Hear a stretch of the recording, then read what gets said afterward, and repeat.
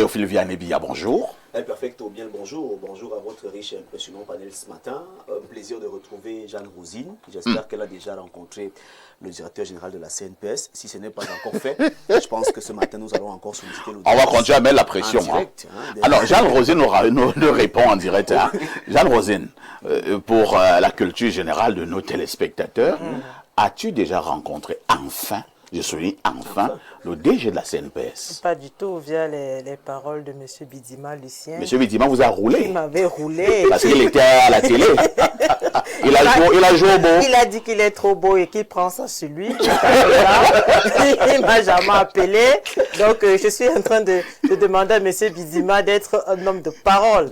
Donc, il faudrait que je puisse... Il a pris un engagement sans que personne lui demande. Personne. Jusqu'à aujourd'hui, je ne le vois plus. Je ne sais plus. Il ne prend plus le téléphone. Donc, M. Bidima Lucien, vraiment, il faudrait être un homme de parole. De toutes les façons, ce matin, monsieur le directeur général de la CNPS, monsieur Mokouloum Vonda, madame Jeanne Rosine Vonda veut te rencontrer. On dit chez nous qu'on ne refuse pas l'appel.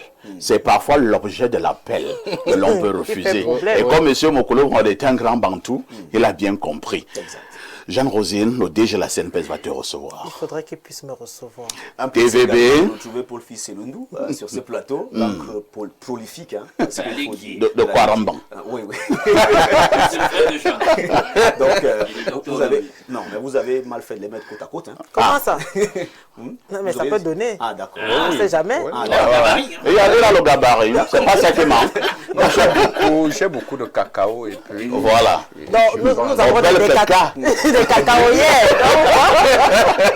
Merci de m'accueillir ce matin. Bonjour également à la promotrice de cette école. Oui, groupe scolaire bilingue Smart Education. Oui, cette école qui nous honore et qui honore le métier que nous avons choisi. Théophile Vianney-Bia nous a retrouvés, c'est pour la quintessence de l'information parue en kiosque au Cameroun. TVB, que disent les journaux? El Perfecto, les journaux qui sont disponibles en kiosque ce matin présentent pas mal d'actualités. Nous ouvrons donc cette revue de presse avec un journal de la maison. Il s'agit du quotidien Info Matin, édition ordinaire qui s'intéresse au logement et qui présente ici la vision de la société immobilière du Cameroun, vision 2040.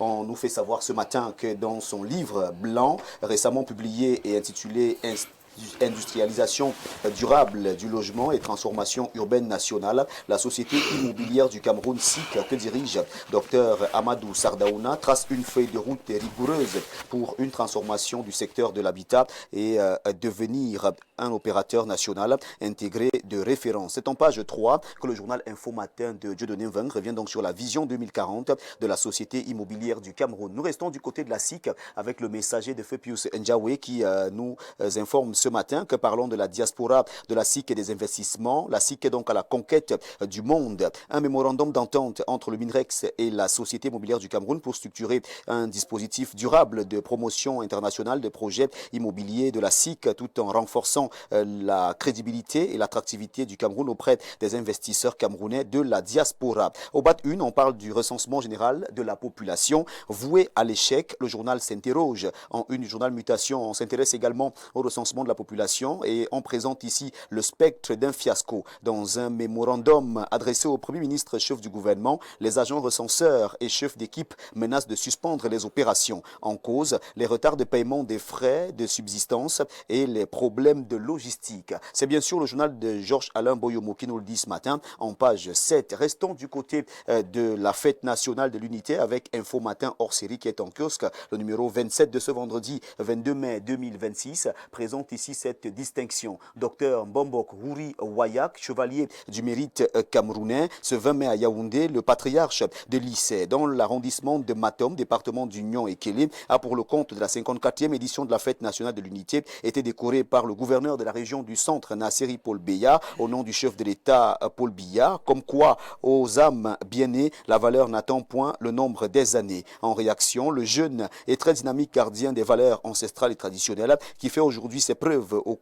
Cameroun, en Afrique et dans le monde, n'a pas manqué l'occasion de bénir le président de la République, Paul Biya. De la page 2 à la page 3, Info Matin revient donc sur cette distinction. Ce jour, 20 mai 2026, armée et police exaltent l'unité nationale. On nous le fait savoir ce matin au journal La Météo qui, en page 3, nous informe que sous le regard attentif du chef de l'État, chef des forces armées Paul Biya, qui a présidé le défilé de la 54e édition de la fête nationale de l'unité au boulevard du 20 mai à Yaoundé, en présence d'une pléthore de hautes personnalités, les forces de défense et de sécurité ont, tout comme dans les 10 régions du pays, célébré ce pilier de défense et de développement du Cameroun, ainsi que le lien armée-nation avec à la clé des ovations des participants à la cérémonie. Intégration. Le journal de Thierry Ndong Owona reste également du côté du Cameroun et parle de la fête de l'unité ce matin. Tout ce qui unit divise. C'est ce que nous dit ce journal qui précise que l'unité nationale et ses paradoxes sont donc présentés dans ce journal et les Camerounais parlent de l'unité nationale plus qu'ils ne le pratiquent.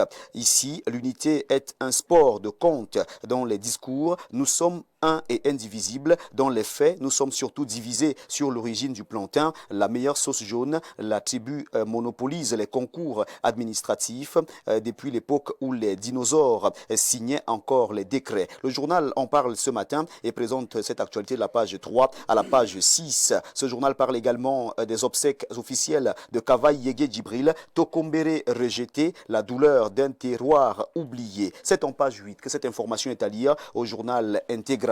L'œil du Sahel de Guibaï Gatamake, ton kiosque reste dans les obsèques de Kavaï Yégué Djibril et nous fait savoir que le cabinet civil provoque la colère à Tokombéré. Information à lire en page 3. Pousse la construction du déversoir non livré 10 ans après. Cette information barre la une de ce journal qui a donc pu faire ce constat et qui donne des précisions en page 5. Cameroun Tribune, le quotidien à capitaux publics que gère Marie-Claire Nana, s'intéresse à la protection des travailleurs et l'exploitation de l'or. Les contrôles seront renforcés. Les deux sujets étaient au cœur du conseil de cabinet présidé hier à Yaoundé par le Premier ministre chef du gouvernement, Joseph Dion Ngouté, comme mesure forte. Il a été prescrit d'intensifier les visites d'inspection dans les entreprises pour s'assurer du respect de la législation et de la conformité des pratiques professionnelles, mais aussi la poursuite sans relâche de l'assainissement du secteur minier dans le respect de la réglementation en vigueur. Le jour, Daman Mana parle de fiscalité locale. Comment l'État veut booster les recettes des communes? Le journal Le Jour nous le dit en page 4. Capital Info parle de fiscalité locale, l'aveu d'une décentralisation sous perfusion. Information à lire en page 3. Cette revue de presse se referme avec Le Témoin, le journal de Francis